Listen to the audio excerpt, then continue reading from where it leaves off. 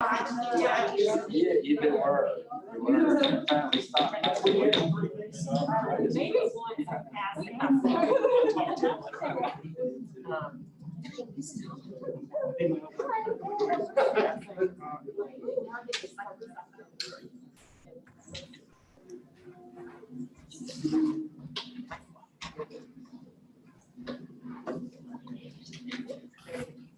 Welcome everyone. It is the witching hour and we'll get started. I will first start off with the ethics statement. Board members, Mr. President, and financial and administrative staff, you are reminded that you have a duty to avoid all conflicts of interest, potential conflicts of interest, and appearances of conflicts of interest. Do any of you know or anticipate any conflict of interest, potential conflict of interest, or appearance of conflict of interest regarding the matters on the agenda for today's meeting? no. As the minutes reflect, no conflicts were reported. All right, moving to roll call. Mia Avery. Dr. Ray. Yes. Ms. Brickman.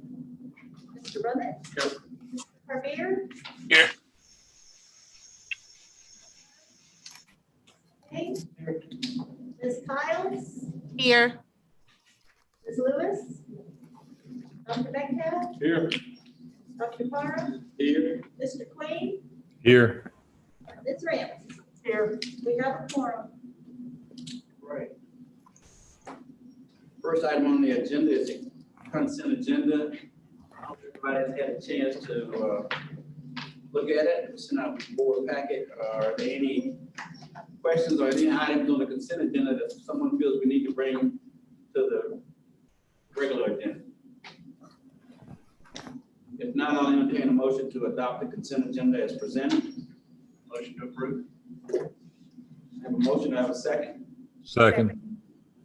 Been moved and seconded that the consent agenda as presented be approved.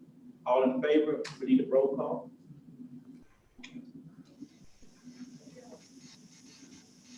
Ms. Banks. Yes. Mr. Rubbit. Yes. Mr. Carbier. Yes. Mr. Queen. Yes. Ms. Kyles. Yes. Ms. Lewis. Dr. Metcalf. Yes. Dr. Parham. Yes. Mr. Queen. Yes. Ms. Rams. Yes. Motion passes. All right, moving into agenda item number 2, resolution and action items.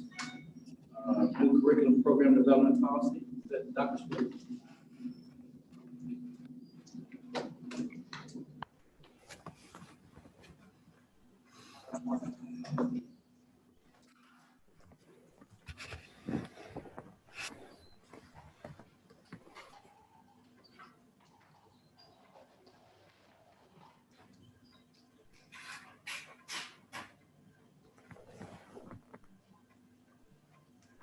Afternoon. Good to see you all in person. Good to see you folks in Zoom land too. My name is Dr. Beth Stewart, Vice President of Instruction. And at our last meeting, Dr. Gossett mentioned some equity work that we were doing, and I proposed to you a policy and a procedure at that time. And Dr. Gossett has asked me to speak a little bit more about the equity work that we're doing in instructional services. So this all started for us a little over a year ago in the aftermath of the George Floyd killing and the protests that occurred in Asheville at the same time. My faculty and staff discussed amongst ourselves that we wanted to do something quick that could make a difference as far as creating an equitable environment here at AB Tech. And so based on the work that we read about in How to Be an Anti-Racist, a great book that if you haven't had a chance to read it, I strongly recommend that you do. We decided to focus immediately on policy and procedure. Building equitable policies and procedure is an important step to creating an equitable culture at AB Tech. In the book, How to Be an Anti-Racist, it says that anti-racist policy is any measure that produces or sustains racial equity between racial groups. Not long after the summer, when we started our work, the executive leadership team underwent a racial equity training led by Desiree Attaway of the Attaway Group. And we based some of our policy work on some of the things that we learned from Desiree.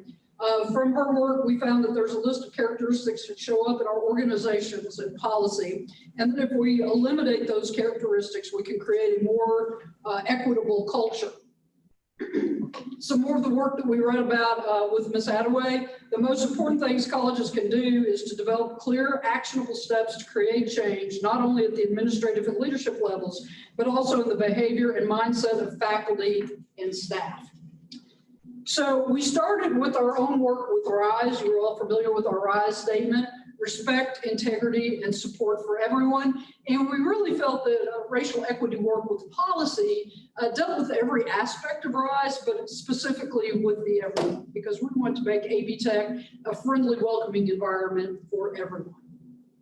And so with that said, we created our project goals, which was to build equitable policies and procedures for instructional services with the hope of attracting and retaining a more diverse faculty, and with the hope of providing an equitable experience for our students.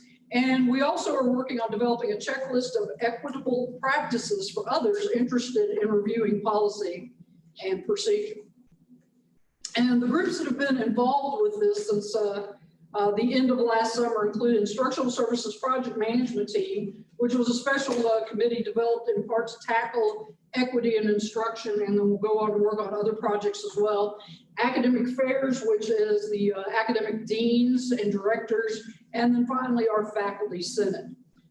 And I think I mentioned last time when I presented the first policy that we really thought this was going to be fairly quick work. We thought that we would be able to review all of our policies and procedures in a semester, be able to inundate you all with new policies to approve, and that we would be done and be able to move on to something else.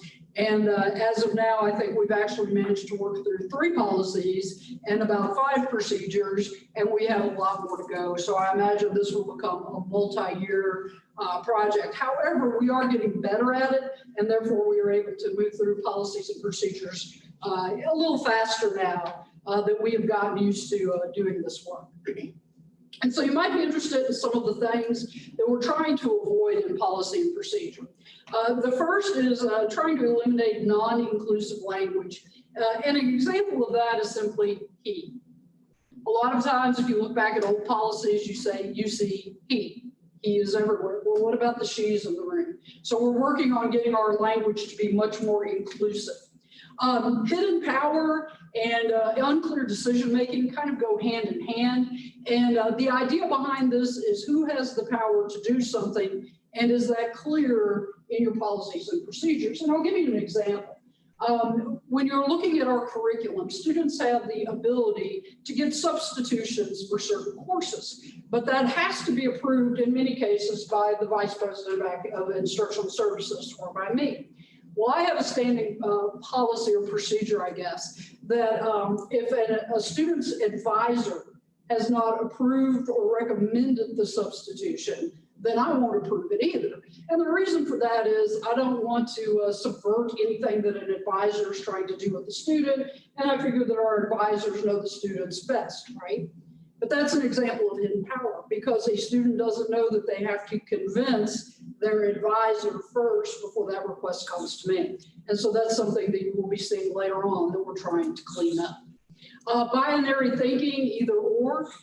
I just mentioned he a minute ago. A great example of binary thinking now is he and she. And as you know, we have a transgender community here in Nashville and at AV Tech. And so we're trying to eliminate that binary language in our policies as well. We're trying to eliminate deficit language. An example of deficit language, it used to be that some course descriptions, especially in our remedial and developmental courses, had a term that said something to the effect of designed for students who are unprepared or underprepared.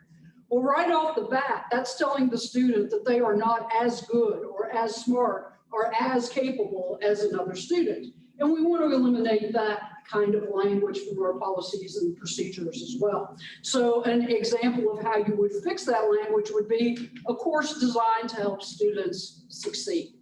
And then this isn't something that should be avoided or eliminated. This is something that you want to do, and that's to provide clear definition of terms in all of your policies and procedures. And even though I just use this as an example, success is an example of unclear language, because what you consider success, what I consider success, and what one of our students may consider success may be something totally different. So you want to clearly define success. So an example might be successfully completing the course with a C or better. That defines what success is. So I'm not going to ask you to read this. This is the super wordy previous policy for new curriculum program development. And this is the one that I showed you at our last meeting. And this is one that we want to eliminate and clean up, because there's a lot of examples of not the best policy writing here. This one is very wordy. There's a lack of clearly defined terms, etc. So what we want to replace this one with is this much similar policy. And I'm going to try to move the little picture here so that you can see it. There we go. What we are proposing for the new policy is that this policy of the Board of Trustees at the college has a standard procedure for the review, approval, and development of all new academic programs. The college recognizes the important role that faculty play in curriculum development, and new programs should lead to a living wage and should promote equity. Now, you'll recall that in our last meeting, Mr. Carvier kindly asked the question of, well, how do you define a living wage?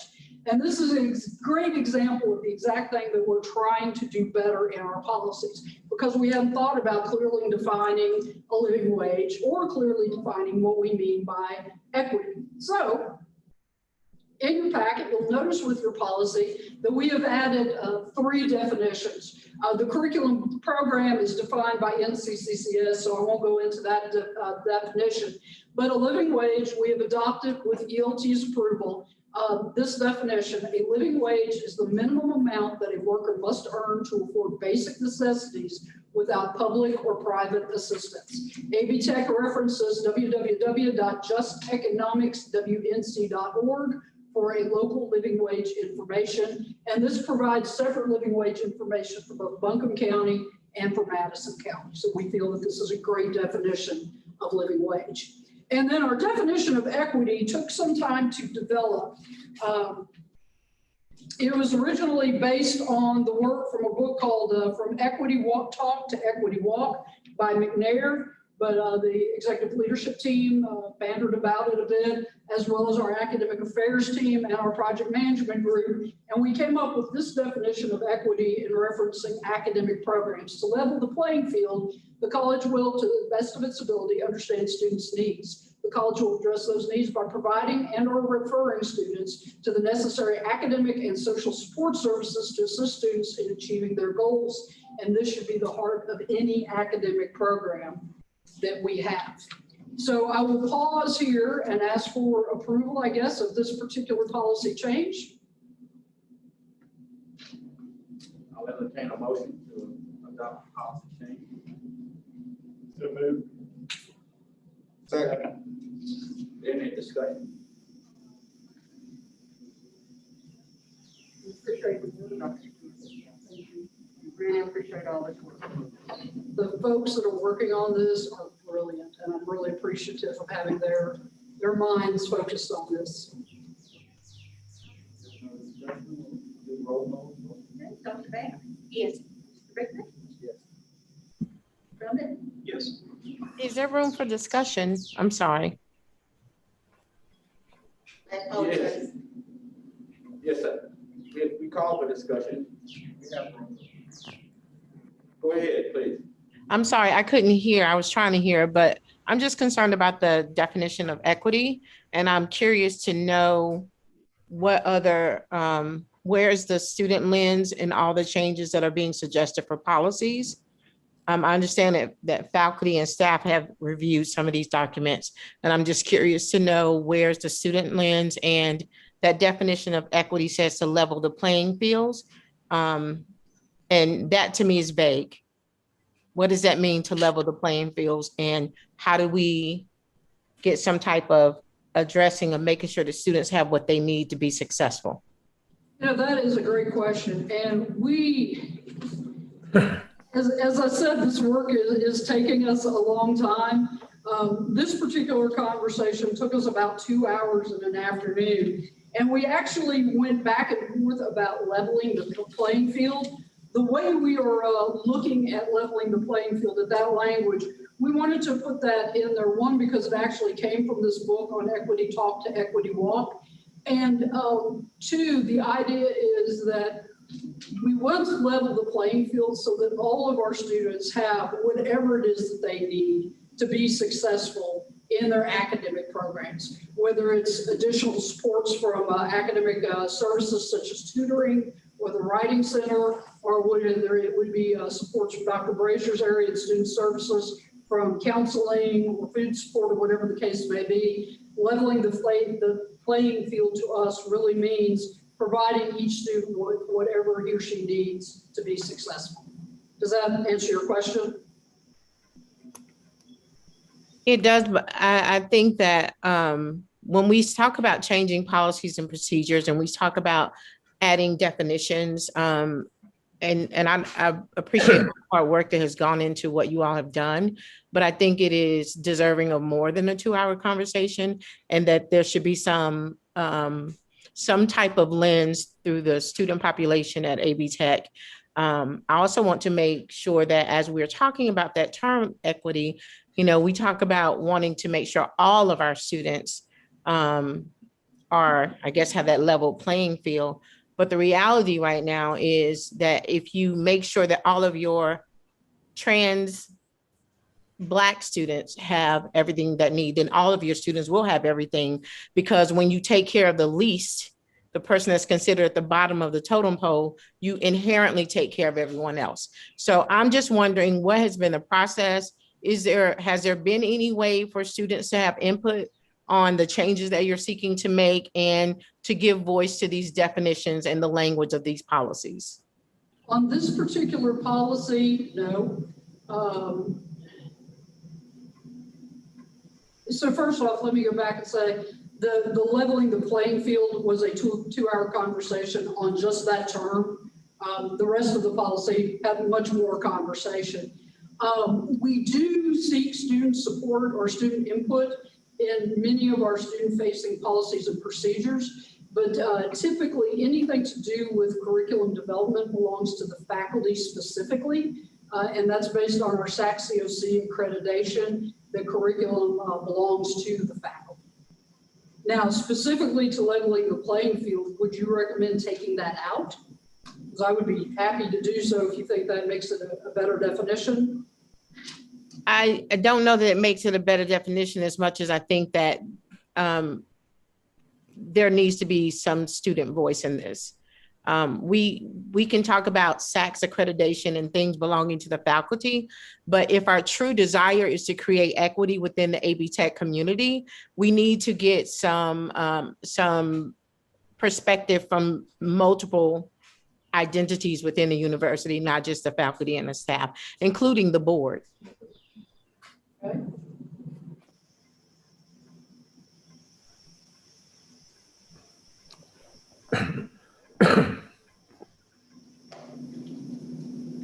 Anybody else?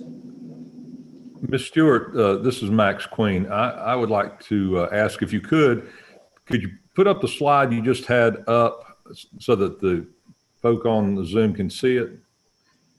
I will get Sterling over here to help me with that because I have lost it somewhere in the screen.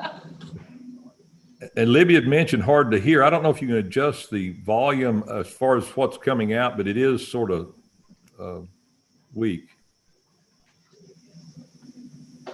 All right, hang on just a second here.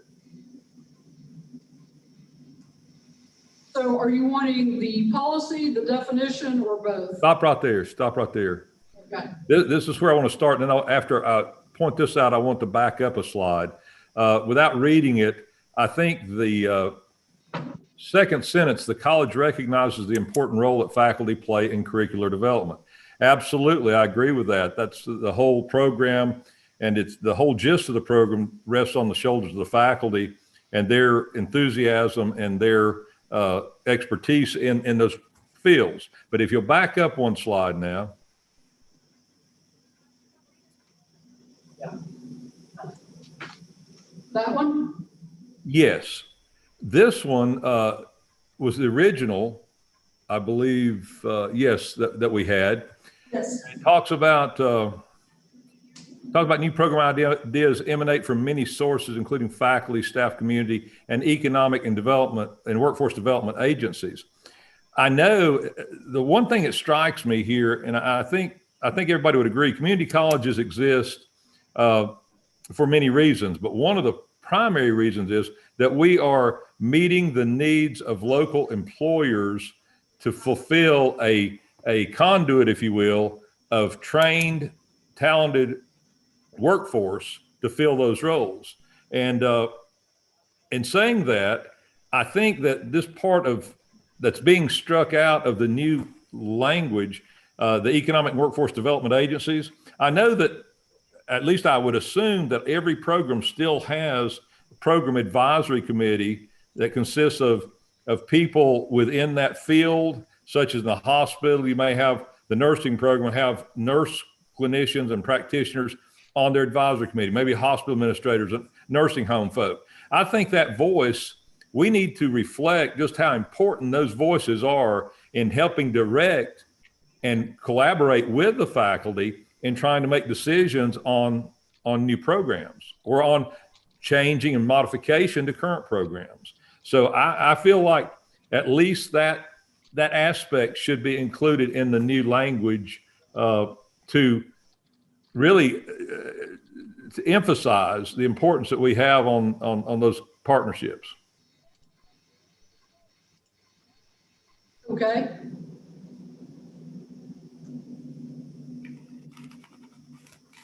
Chairman, what's everyone's commented? I've got a suggestion for how the board can deal with these questions.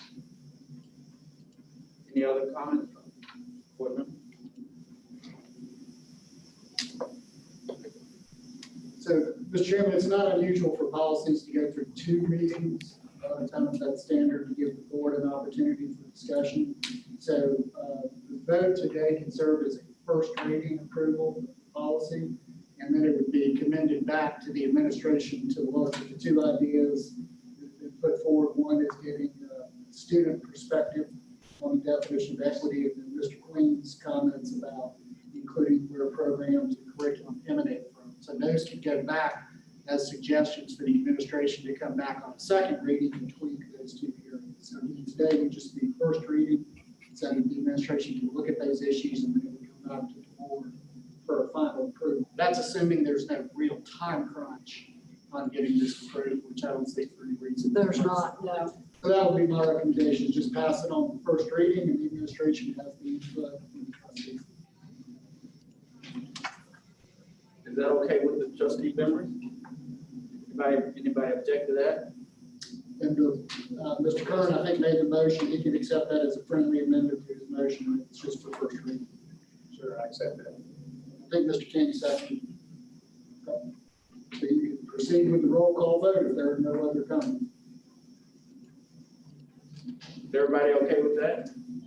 We're still having trouble hearing folks in the audience speak. Max, this is Chris. Can you hear me okay? You're better, but I can hear you a bit better now. Libby, can you hear? I can hear whoever's speaking right now. Okay. Okay, so the motion now is just to approve the policy as a first reading only, and the administration is going to take your comments and come back with changes at the next board meeting. Okay. Hi, Sterling. Is Sterling around? This is Brandon. Sterling, can you grab the lapel mic from the back and see if we can pass that around and see if that helps? It won't move. Oh, I know what you're talking about. Yeah. Yeah, if we need to, we can move this microphone so all can be heard better. Yeah, you're right. I forgot they're on the same channel. Sorry.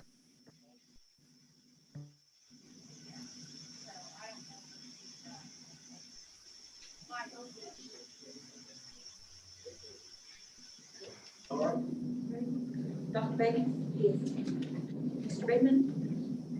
Mr. Drummond? Yes. Mr. Cartier? Yes. Kern? Yes.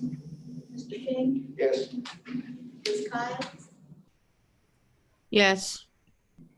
Ms. Lewis, Dr. Metcalf, Yes. Dr. Farrar, Yes. Mr. Queen, Yes.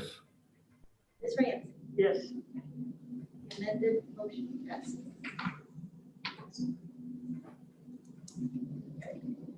Can you all hear me okay? We can hear you much better than the folks in the audience. Okay, great. Thank you. So the next item on the agenda is actually another policy and procedure that we are bringing to you today. And this is not a result of our equity work, but it is a result of our recent full-time enrollment audit that the state conducts on us every other year. As with all audits, we typically find ways that we can improve the work that we are doing. And the following policy and procedure is an example of that. Our work-based learning program is a program where students actually work for an employer in the community, and their work hours have to be logged in order for us to earn FTE on it. This has previously been a process that we have done on paper. We are now requesting that we change this to a digital process. So in your board packet, you see that the policy simply reads, it is the policy of the Board of Trustees that the college will maintain work-based learning records in a digital format. Digital files will be audited each semester to ensure quality and completeness. There is a definition of digital files included. And then on the next page, you actually see the procedure that shows what we will do to keep better records digitally. Any questions about either of these? And this is a brand new policy. This is not a rewrite of an existing policy.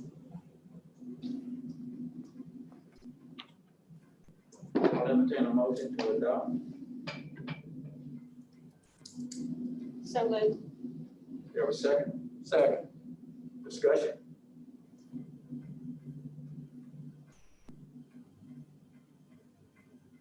Any discussion on this motion? No. Okay. Ms. Kyle, did you hear me? Yes. All right. Yeah, roll call. Okay, Dr. Banks? Yes. Mr. Brickman? Yes. Robert? Yes. Mr. Carbier? Yes. Kern? Yes. Mr. King? Yes. Ms. Hiles, Yes. Ms. Lewis, Dr. Metcalf, Yes. Dr. Farrar, Yes. Mr. Queen, Yes. Ms. Ramsey. Yes. Motion passes. Thank you.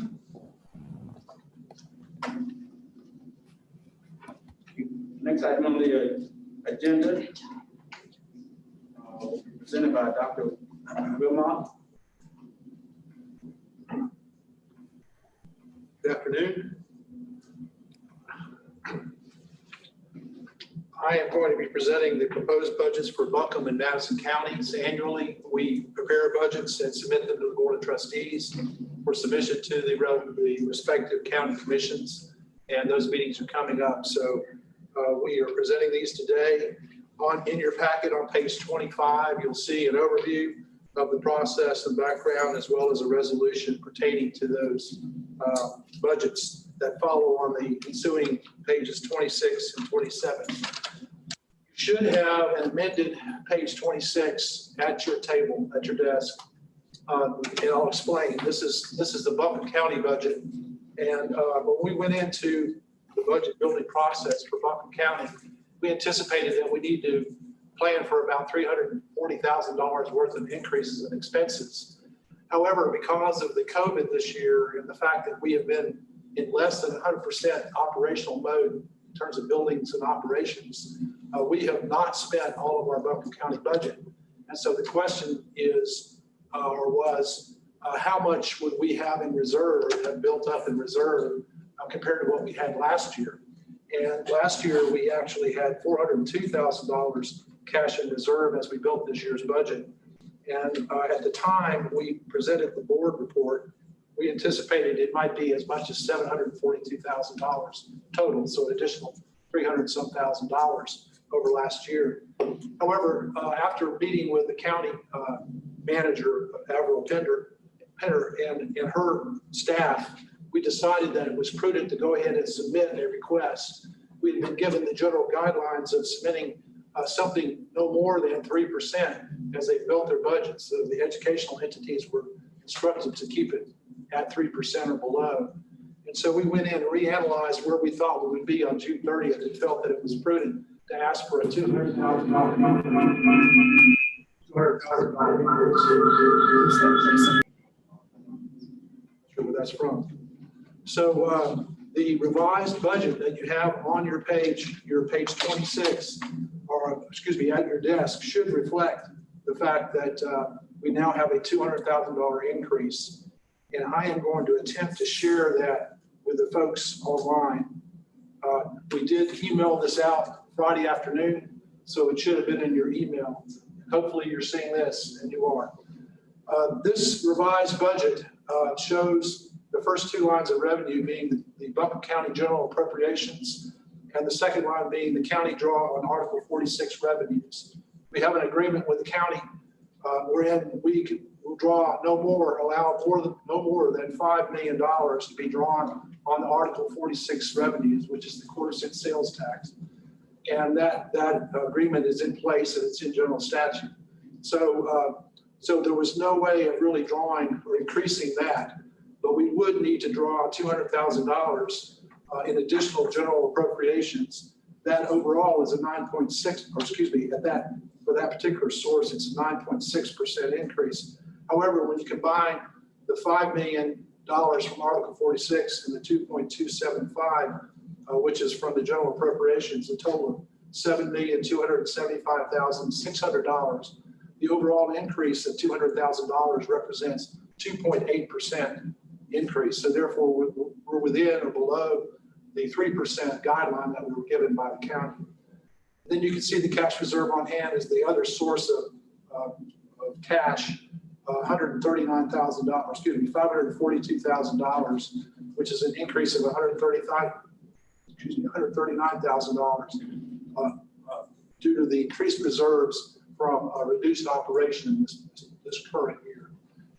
What we wanted to plan to pay for, in addition to what we're already doing, is we anticipate, at least based on the governor's request to the General Assembly, he's proposing a 5% increase and a $1,000 raise for community college employees, which are state employees. I mean, this is for the state pool.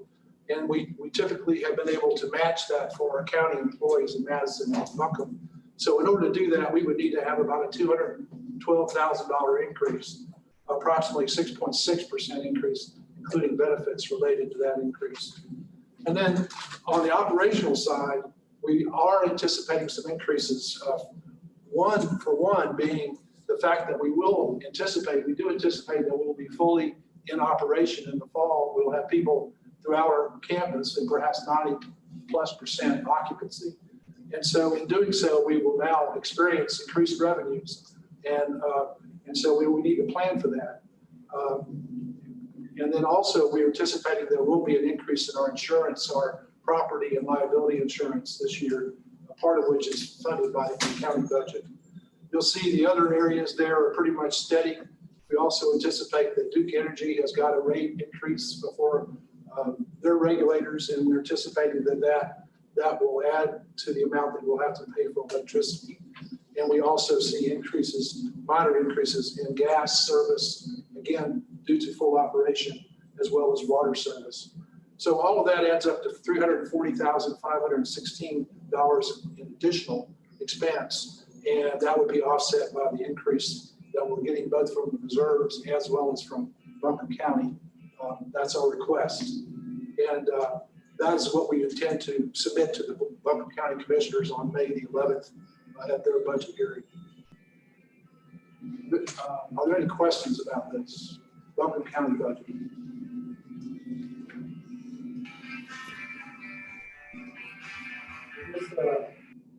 This takes us through end of May of next year. Our budget goes. It'll be the end of June. End of June, sorry. What is the status on the solar project for the county and how that affects our electric bill?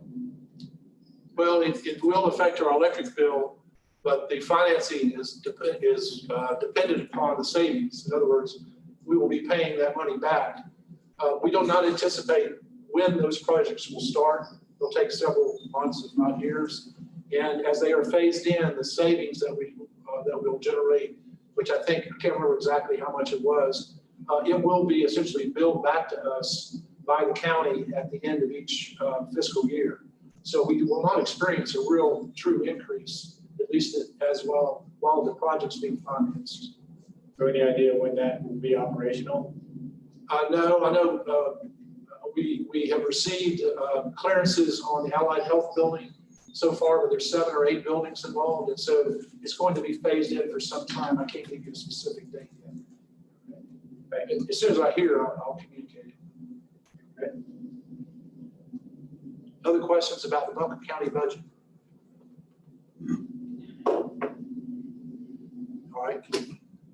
So I guess if we want to take this either as a single motion to approve this budget, or do you want to go ahead, Mr. Chairman, and hear the Madison County budget proposal? Yeah, go ahead with the Madison. Okay. On page 27 of of your packet, we have a Madison County budget request, which is a 0% increase in terms of the amount asked from Madison County. For the same reasons as Buncombe County, we have not expended nearly as much budget as we expected normally, and therefore we're anticipating that generated reserve, which is $4,000 to $5,000 additional dollars, will help us be able to submit no change request to Madison County. So a total budget request of $199,700. Again, any questions about Madison County? If not, then I would need to have a motion to accept these, Mr. Chairman. Mr. Chairman, I'd vote on them separately since it's two different funds. I'll entertain a motion to adopt the Buncombe County budget. Second. We're moving a second that we approve the Buncombe County budget. Is there any discussion? Roll call. Dr. Banks? Yes. Mr. Brickman? Yes. Mr. Bowman? Yes. Mr. Carbier? Yes. Kern? Yes. Mr. King? Yes. Ms. Kyle? Ms. Lewis? Dr. Metcalf? Yes. Dr. Parra? Yes. Mr. Queen? Ms. Ramsey? Yes. Motion passes. Next, we need a motion to adopt the Madison County budget. I'll entertain a motion to adopt. I don't like that motion to approve. Second. Second. Is there any discussion?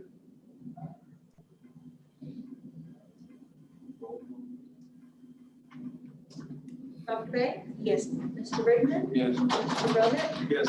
Mr. Carbier? Yes. Mr. Kern? Yes. Mr. King? Yes. Ms. Kyles? Yes. Dr. Metcalf? Yes. Dr. Parra? Yes. Mr. Queen? Yes, and I voted yes on the last motion as well. I don't think you heard me. No, but I saw your mouth. Okay, face. very That was good. Ms. Ramsey? Yes. Motion passes. Next item, sir. All right, the next item, 2D, is amendment to the Interlocal Governance Joint Use and Lease Agreement for the Birch Building. Many of you will be aware that the college, since I believe the early 2000s, has leased part of the Birch Building to Buncombe County schools for the purposes of offering the middle and early college. And so on page 28, there is an overview of this arrangement, which is not necessarily monetary, but it's meant for the purposes of establishing the nature of the relationship. And recently, there's been a desire to improve security for Early College in Birch. And that involves expanding the amount of area that your Early College will take advantage of. It actually means consolidating a lot of their teachings and their offerings into that one facility, which means that there'll be less students out on campus and other places taking classes. And in order to do that, they not only want to take over some of all of the first floor on the front side of the building, but they also want to put in security equipment at the doors to control access, also to have better communication within the facility. And in order to do that, there needs to be a lease in place that will allow both the college to agree to provide those facilities, but also for the Buncombe County schools to be able to finance the part of the cost of that equipment. The college will pay for part of it, and the Buncombe County will pay for the majority of the cost. So in order to do that, they've got to have this extended lease or amended lease. So starting on page 29, there is the amendment to the interlocal governmental joint use agreement, and it details the rooms that are involved, as well as the nature of the equipment that's involved. And we would ask your approval, as we'll be asking Buncombe County Schools Board to approve this as well. Are there any questions? Derek, what will be the cost? What will be the percentage that each entity will be covering? Well, this has been an evolving proposal. And so initially we had agreed to share in the cost of increased security, door access in one location, as well as our panic button system that we have, which goes to our campus police. And so those would be in new locations as well. And it's 50% of the cost at that point. Then when Buncombe County looked at it harder and decided they really want to be able to seal off the first and second floors, and it meant that we would displace some of our offices and whatnot, they agreed to pay for the 100% of the cost, additional cost of securing those doors, any construction involved in building permanent closures. And so that will all be theirs. So our only cost would be 50% then? Right, of the initial equipment. Yes. It's somewhere in the neighborhood of maybe $10,000. Thank you. Other questions? Is the school recommending this as a, Yes, Buncombe AB County. Tech, AB Tech. AB Tech. Are we What's recommending? AB Tech's position? We are recommending. Okay. We endorse the notion, as Buncombe County has. They actually had consultants come in from out of county and look at all their schools and decide and recommend what needed to be done to make these more secure. And so Early College was not excluded.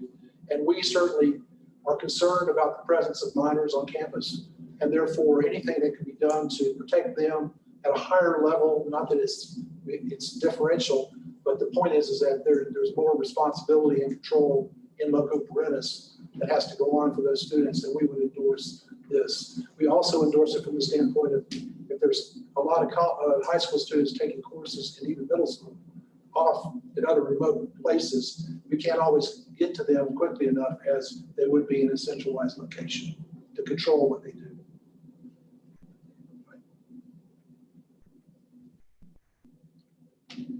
Any other questions? Mr. Chairman, I'll entertain a motion to approve. So moved. Second? Second. Moved and seconded. Any discussion?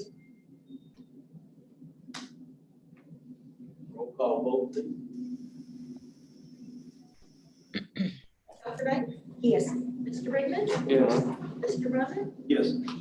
Mr. Carbier? Yes. Yes. Mr. King? Yes. Ms. Kyles? Yes. Lewis? Yes. Dr. Metcalf? Yes. Dr. Farah? Yes. Mr. Queen? Yes. And Ms. Ramsey? Yes. Motion passes. Did item E? Dr. Yes. Coleman?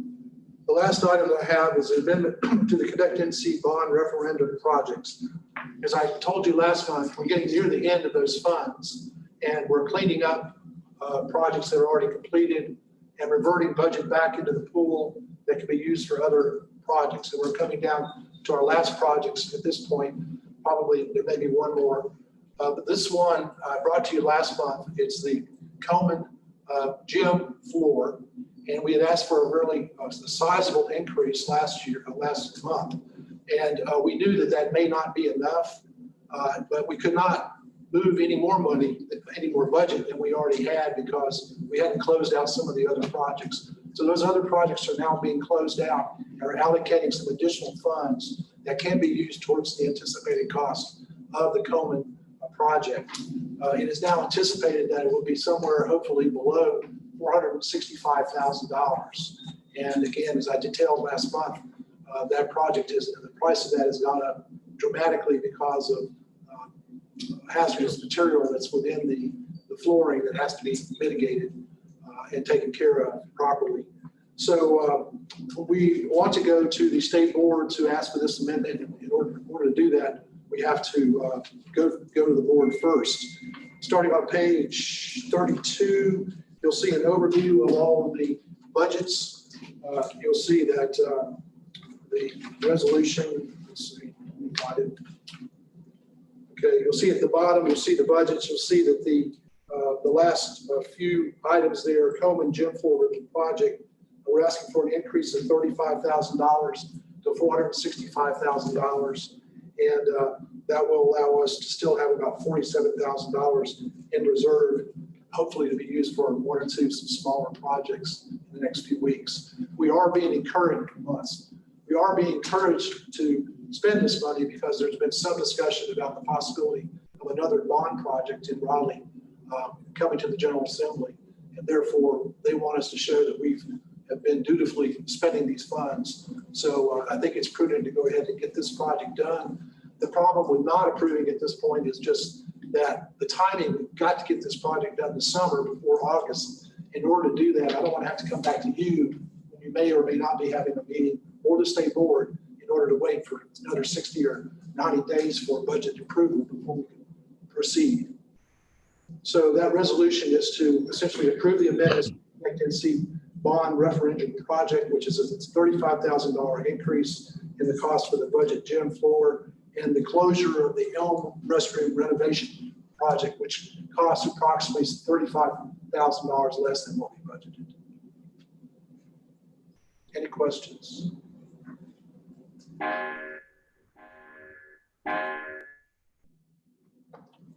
I'll entertain a motion to approve. So moved. Second. Been moved and seconded. Is there any discussion?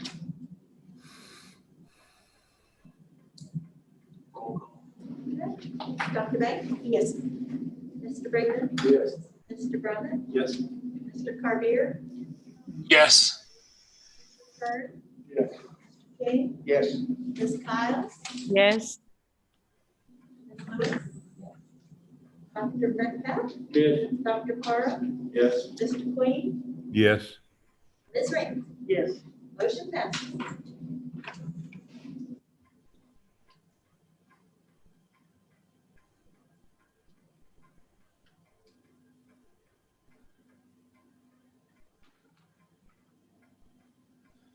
Thank you, Mr. Chairman. Once again, it's a pleasure to stand before this board. I'd like to thank Dr. Stewart, Dr. Wilmoth, the rest of the ELT team for your leadership and support on this campus. And of course, we could not do it without Carolyn, who we tease her as being the shadow president. She's really the glue that holds us together. And I want to thank her for that as well. I bring good news. We've had several audits. One was scheduled, one was a surprise. Our work with DHHS was very successful audit. Our basic law enforcement training was an unannounced audit, which always brings us great anxiety. Both passed with flying colors, and they do wonderful work. As some of you have enjoyed tours of INCA over the last month, we are helping our county commissioners understand the depth and breadth of the support that we're going to ask of them. Dirk and I met with the county commission since this board last met to talk about the almost $30 million in request over several years. They were very supportive of that presentation, so we feel very confident about that. I also want to tell you that we've had our Academic Excellence Award ceremony. It was virtual, which is the way of the world these days. I will tell you that at the end, I wish you could have seen our students and those who had their family with them. That makes those kinds of award ceremonies really worthwhile to see. You know, they're very proud of themselves. Their families are proud of them as well. Which brings us to graduation here in a couple of weeks. It too will be virtual. You know, as an educator, against my heart and will, but as someone who understands science, we have to do it this way. So we are excited. I know that Dr. Brazier and his staff have done a great job of making this year's graduation ceremony as personal as we can make it virtually. So I'm really proud of Terry and Michelle and those folks who are making that happen. We've also had graduation for our employees. Trailblazer Leadership Academy had a graduation. Those are about 20-ish employees who kind of go through a leadership academy once a month, talking about what it means to be a leader, both formally and informally. So that's exciting. What I'm really excited about is we are now working with Blue Ridge Community College, Haywood Community College to develop a regional leadership academy. Smaller schools, which I'm very familiar with, just don't have the bandwidth to provide these kind of experiences for their employees. We have that. Can we partner with our neighbors to provide this kind of regional training? We believe we can. We're going to have a meeting next week to kick that off and start that in the fall. If it's successful with the 3 community colleges, then we will expand it to our other neighbors if they choose to participate. Ann Oxenrider, Deborah Wright have continued to lead us through our strategic planning process. That has culminated in the task force's presentations to ELT. Those were great presentations. ELT will take that in our retreat over several days and then prepare then a strategic plan for this board input and insight as we move forward with that initiative. As always, workforce alignment is something that is on the forefront of our thinking, either getting people to the workforce through arts and sciences to university to the workforce, or through our technical training, through our workforce development division to the workforce, but ultimately everyone goes to work. We're working with Land to Sky Regional Development Group. We're working with My Future NC on these efforts, and they are continuing. Obviously, Pratt & Whitney is something that we are always talking about. We do know, and I'm guessing that Mr. Campbell can probably speak more about it than I can. I've printed out what you sent me. It's on my desk to be read. It's that fresh off the printer. Pratt & Whitney's lawyers have agreed to the deed for the land on which our training center will be located. That's the way I understand. Is that correct, Chris? They've agreed to the purchase with Biltmore Farms, and now the next step will be agreements between this college of the county and this college of Pratt & Whitney, and we are negotiating those as we speak. So moving forward, that's exciting. What's probably most exciting, we have already begun training for those jobs. We've done some introductory machining training. We've done certified production technician training. We already have 40 people from our community who are ready to be interviewed by Pratt & Whitney. And that's really even before the training plan has been formally approved between us, the state of North Carolina, and Pratt & Whitney. So we are working hard to get those folks ready to go. We're also working with Madison High School and their work with the machining program to have people ready to go from that location as well. The recruiting committee meets next week in a formal way. We're bringing together people from places like our housing authority, the city, the county office, our CTE directors from our high schools, all going to get together to discuss how we are going to recruit potential employees, and really not only for Pratt & Whitney, but for all of our manufacturing facilities, because the work that we're going to do in one location for one employer will bleed off into all the others. So we're excited about that. And then finally, the reason we're at a distance, the reason we're still wearing masks, the pandemic. I will tell you that the county has been a wonderful partner in our conference center.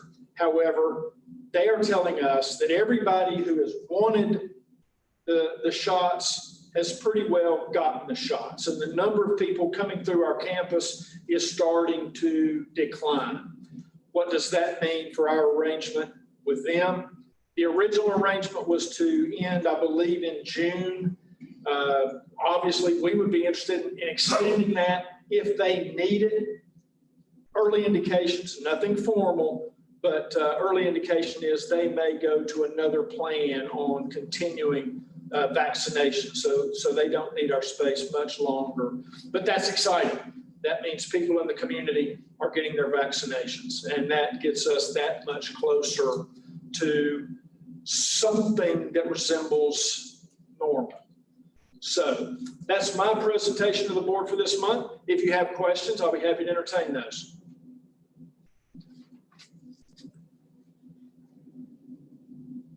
Thank you very much. Thank you, Mr. President. The next item on our agenda is trustee business. Our virtual conference at NCAA-CCT virtual conference was well attended. We had 6 board members attending the conference. I would like to give you the opportunity now to make any comments you have on the conference and what you experienced.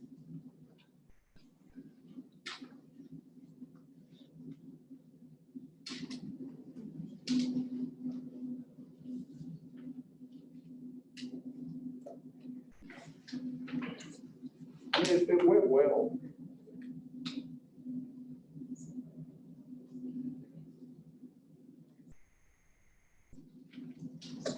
That was very informative, and as I said to you, and I believe that I appreciate the opportunity to hear what many of the speakers had to say.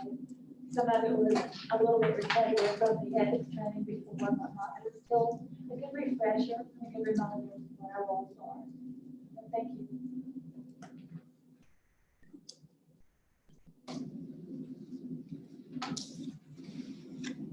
Great.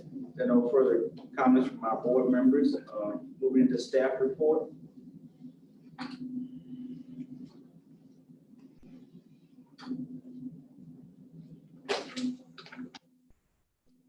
like to introduce Heather Pack, the Director of Student Support Services.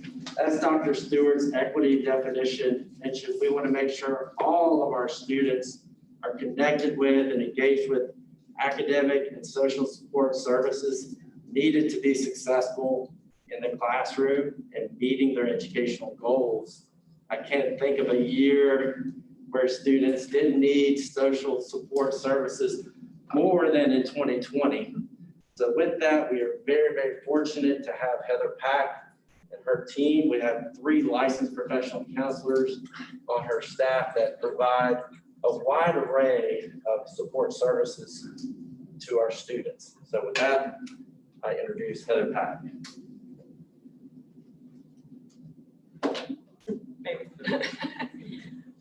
Thank you for having me this afternoon. I really appreciate the opportunity to show you a little bit about what my team does to support the students of AV Tech. So I'm eternally grateful for my team. Their names are listed here. We all do very kind of individualistic things where there's not a lot of cross-training amongst all the areas of my department, which makes us a little different than a lot of the other departments on campus. But we all work very well together and support each other to, make sure that who does what gets supported, and the person, the student that needs that support gets connected in those different capacities. And so I'm forever grateful for them, and we would not have been able to do all we've done without them this year. One of the primary things that we do are accommodations for students with disabilities. This includes everything from meeting with them initially to what we call the interactive process to determine the barriers they are experiencing and what we can do to accommodate them so they have equal access to the material and their education as every other student that does not struggle with a disability. We also provide coaching to help them learn how to break down assignments and projects, how to manage their time, how to prioritize tasks. There's a variety of students that have very limited executive functioning skills. And so they need that kind of extra coaching step to help them with that process. We also have been proctoring tests during this time with our testing center being in flux in the pandemic world. So we're doing that to ensure that they have the amount of time they need to process and demonstrate their knowledge on tests and exams, and other general support. If they just have a question, they have a concern, we always remind them, please let us know so that we can help get you connected to different resources.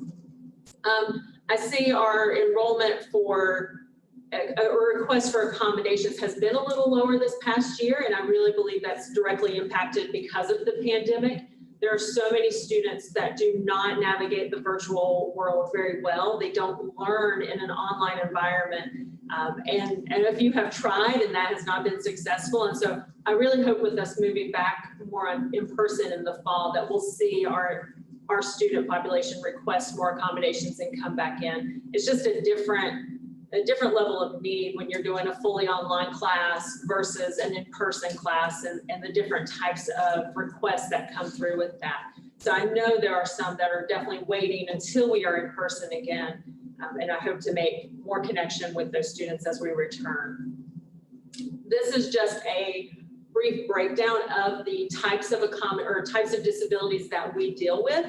By and far, most of these are psychological disabilities. This is your anxiety, depression, PTSD, mood disorders, personality disorders, things of that nature.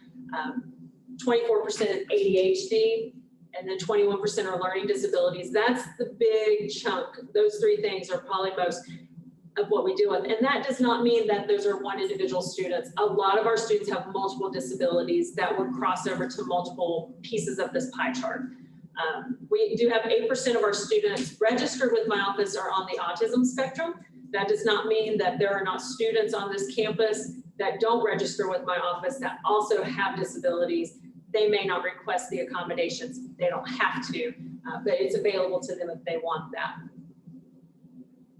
We also provide career counseling, and this is not just for current students. This is for prospective students.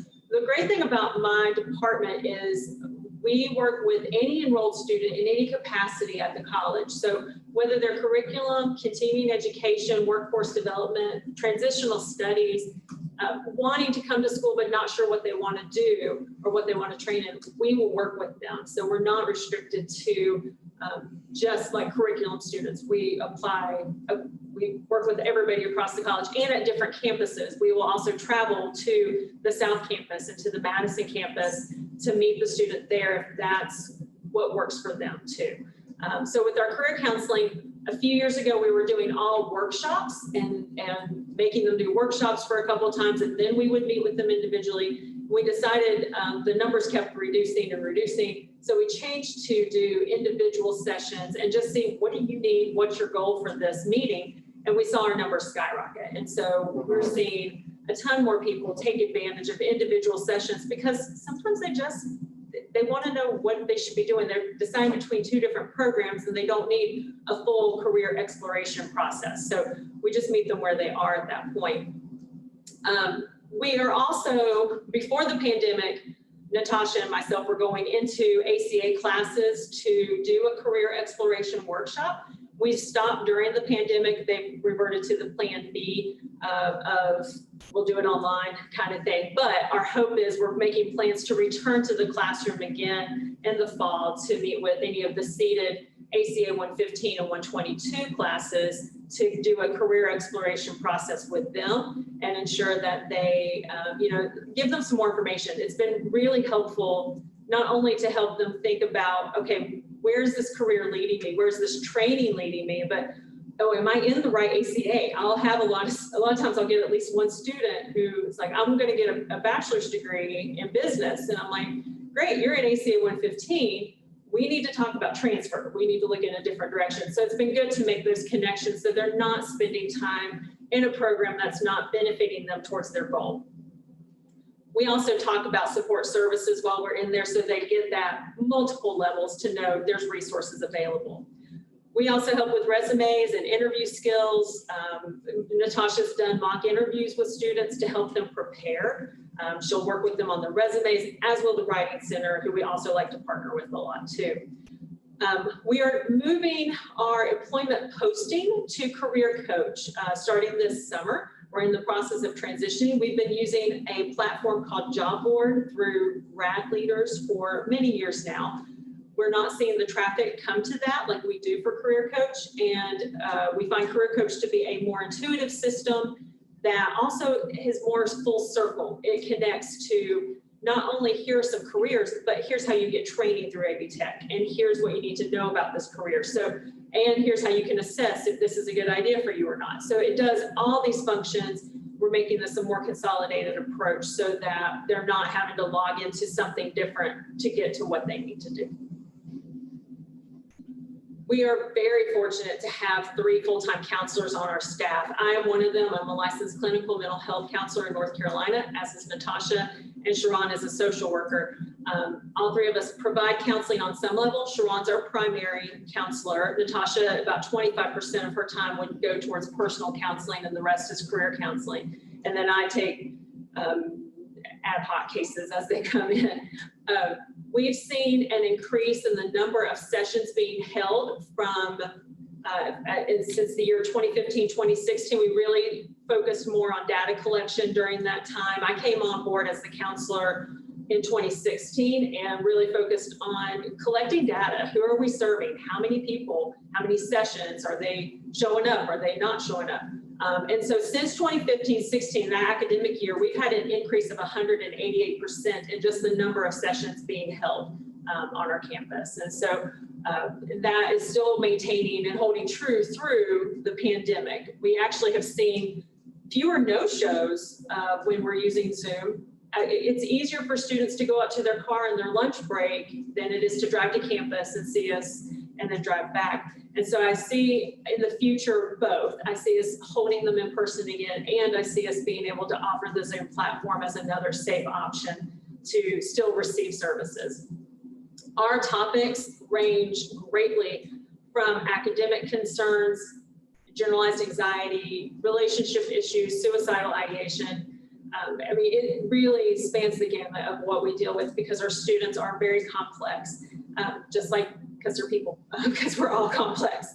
And so when there are issues that are going to be a longer term need, that they're going to need much more in-depth or specialized training, we always refer out to the community. We look at their insurance, their transportation, their preference in gender or modality, and then we give them a few options to say, here are some counseling options in the community for you so that you can continue to work through things. Because sometimes we're not able to do this long term. Our goal is more short term, solution focused, brief therapy. What's your problem? Let's get through it and let's move on. So if they need something bigger, we want to get them connected to that. We don't just say, well, good luck with that. We'll see you later. It's a warm handoff, and we stay with them until they do have that next step in their process. We also have been approached more in the last year about having internships. And we actually had an intern this semester from Western Carolina University, and she's completing on Wednesday her internship rotation with us. So she's been lovely, very helpful, supportive, and just a good part of the team. I've got another intern starting in a few weeks for the summer out of Grand Canyon University. And so I see that this is becoming more of a need of master level counseling students needing a different kind of experience, because this is not like your private practice. This is not like your inpatient units. This is a different world altogether. And so we've really been able to expand for our intern to see, oh, you have to think about mental health awareness and what kind of groups and how do you engage students so that they get that kind of access to different awareness and education material. So it's been a really good positive experience. A couple of weeks ago, we hosted our addiction recovery and coping event. We did that all through email this year. We had one live virtual event where we interviewed Philip Cooper. All of our participants this year, it was focused on successful alumni who are living in long-term recovery, who are doing well. And so we had 3 interviews that were all alumni of AV Tech who are either now in a 4-year institution or 4-year school or are successfully employed like Philip. And so we really were able to focus on, hey, what are you doing well? And how did your process go? And how can you encourage other students? We have a large population on our campus of students either living in recovery or living in addiction. And if they're not in one of those 2 categories, they love somebody who is in addiction or living in recovery. And so everybody is touched on some level by an addiction. And so we want to support all those people. When we generally have the Reset open, which is a room in Elm that is just a safe place for people to come and press pause and reset before they go back out into their day. Before the pandemic, that was increasing every semester as well. Our first semester, we had, I think, 20 individual students come to the room throughout that fall semester. The next fall, we had 90 individual students, and there could be more because not everybody signed in with their number to let us know as an individual. So I'm counting like how many individuals are coming in, not just how many times somebody's walking in the room. So we've seen that increase. We know they're out there. We know they need support. We hope to reopen the Reset again this fall, and with capacity, just trying to be mindful. It's not, even though we had a lot of people come through the doors, they were not there all at the same time. So we have that spaced out, so I think we can maintain capacity and still serve our students. In lieu of that, this year in the pandemic, we hosted online groups called Reset Presents, where we did more of an interactive process of psychoeducational things like, all right, how do you adult? How are you taking care of yourself during this? How are you taking care of your finances? Have you planned a budget? Do you know how to do that? Test anxiety, different things like that. We've hosted those so that students have a place to come and have an interaction and not formalized teaching per se, but just a place to brainstorm and then reaffirm what they're already doing well. Our veteran services, currently we have 151 students receiving benefits. Now that's not the entirety of our veteran population. There are many more that may not have benefits, or you want to use those here. They're saving them for the 4-year institution. So we have a wide variety of veterans on our campus as well. We also have had the Vet Cafe closed during the pandemic and hope to see that reopen again with capacity and safety measures for the fall. Another program that we're bringing on, we're partnering with the VA, is called VITAL, and it's Veterans Integration to Academic Leadership. We were approached by Dr. Elizabeth Lima from the VA on partnering with them with this. This is a national program that VA and colleges partner together, where the VA will come to campus. They're a holistic healthcare center. A person representative will come to campus and provide those kinds of case management and check-in services, get them connected with different aspects of the VA while they're on campus. And this is open to students and employees. So any of our, any veteran on campus who's eligible for benefits can take advantage of this. We hope to have this I think in Bailey, sharing some office space with them once a week, and starting in the fall. It'd be about 8 hours a week. So 1 day a week, they would be on campus, and any veteran who needed to touch base with that or wanted to get more information can come to Bailey for that. So a few other things that my department does. Those are kind of our individual areas, and then we have some extras. One is we started doing financial aid support plans, targeted support plans for students who had not maintained satisfactory academic progress for financial aid. We started this back in 2017. John Grunder, who is the Associate Director of Financial Aid, and I came together and thought, how can we make sure that the right interventions are getting to the students instead of just having them try and fail again? And what we saw is from this process, we went from those students who were on probation that were successful in that semester, meaning they either continued on probation, they graduated, or they got back into good standing. So we define all three of those things as success. We went from around 10% success rate to a 60% success rate after that point. So since 2017, the students on financial aid probation, 60% of those at least, if not higher, have been successful to continue. And so we find that is a huge success. And John and I actually presented to the system office in March. It was a really long conference. We presented in March about this process and what we did and how that could be duplicated at other schools and looking at that. It's been so well done with financial aid that now we're also expanding that to our academic standing. So students who are reaching probation level 2, or what used to be academic suspension, when they're returning, we're doing the same thing with them. And we've only done this about 1 or 2 semesters so far, but right now the numbers are good for that as well. Like we're still seeing about 70% successful completion from one semester to the next. So we're going to keep tracking that and make sure that that's a viable program and that the students know, hey, there's somebody in my corner I can go to and I can ask questions and I can get support, because inevitably life still happens and there's the things they have to work through. Another thing that we're bringing to our employees this summer and fall and onward is mental health first aid.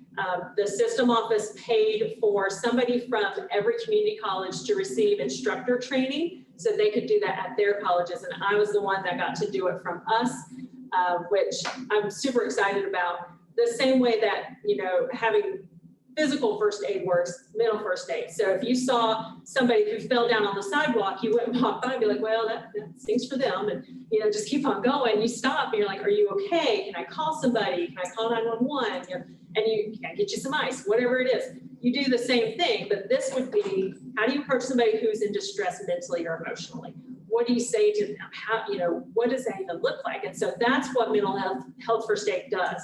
We have so many instructors who they're the first line of defense. They get these emails or calls from their students that are like, they drop these massive emotional bombs and they're like, oh, what do I do with that? And I'm like, okay, well, here's what we do. So I'm really excited that we're going to be able to bring this training to our employees to help them feel more confident in how they approach students and how to gauge the mental health distress that might be happening in front of them. I've also been working with Dr. Laughlin on making sure that all of our programs have technical standards and that those are published and available to any prospective student to help them make a decision on, okay, can I do this program with or without accommodations and what's required? And so we're making really good progress on this. I want to say we've got all of allied health done and most of emergency services. We're starting to chip away at business and marketing that department. And so we're getting through a lot of our departments and just creating these technical standards to meet what do you need to do this program. And then last we have T-STEP. We partnered with the Teach Autism program out of UNC to bring T-STEP to our campus. T-STEP is a program for students on the autism spectrum between the ages of 16 to 21 or 21. And so they learn basically executive functioning skills within this class. It's a free class. VR and WIOA funds pay for the class. They do have to be enrolled in at least one college class or high school class. So, because we can have dual enrolled high school students partake in this class as well. They have to be at least one other class. And then they are applying, it's a very structured, guided process of how to do this, how to be a good employee, because these are your students that are very high intelligence, but very low social skills. And so it's teaching them, how do you ask for help? How do you greet somebody? How are you a good employee in the workplace? And so they all complete an internship rotation during this class as well. And so they have to show up, they have to check in, they have to do what's asked, and you're to give them some challenges so they can practice the skills they're learning in their program. And we're seeing, again, really good success from this. We'll have a online hybrid class over the summer here that we're hosting this time. And this is open, originally it was just like, hey, in the catchment area of AV Tech, what's gonna work? But now because of Zoom and all the great technology we have, we've actually been able to do it regionally. We're the only one on the western side of the state, only T-STEP program over here. And so I'm really excited that we can expand this. I've got contacts at Southwestern and Haywood and Caldwell. I'm like, hey, if you got students, you can have them come this direction and they can still participate and get that same training. That was a lot. So questions, comments, anything I can answer? Heather, I have a question. On your veterans program, you said you have 8 hours a week that they came from the VA to talk. Is there any of that time spent at the Madison campus? Not at this time. We have not broached the expansion to other campuses. And I honestly don't know that we have many veterans on the Madison campus. I'll have to double check that specific number. But what we could look at is if they could, if they can't physically do it, if we can virtually do it, if they could Zoom in to this and still try to get them connected. Absolutely. I think that would be great if you could do that. And then if they didn't have access to the internet or whatever, could they go to their campus and do it virtually from the campus? Absolutely. I think we could definitely set that up. Okay. I'll be happy to explore that more. Thank you.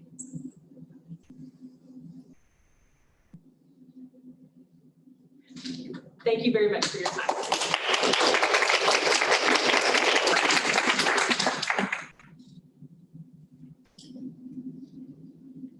There are handouts in your packet, the state and county budget report and student success scorecard for you to look at. Our future board meetings are June 7th, August 2nd, September the 13th.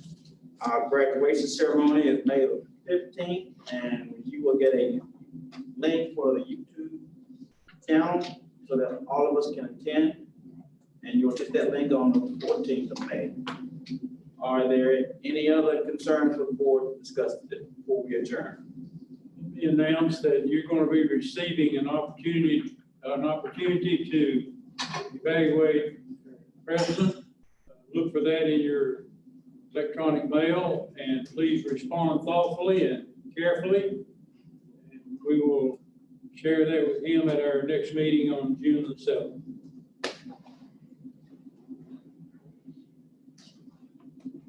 Any other concerns from any other board members before we adjourn?